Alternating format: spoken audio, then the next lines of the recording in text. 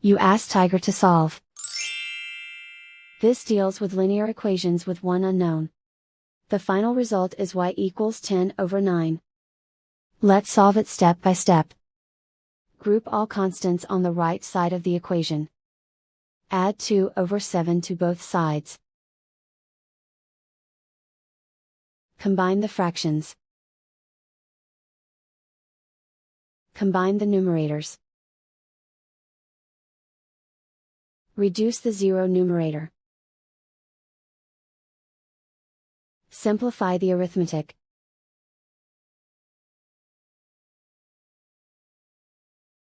Isolate the y. Multiply both sides by inverse fraction 35/9.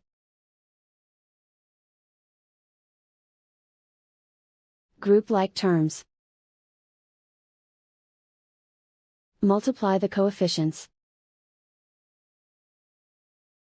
Simplify the fraction.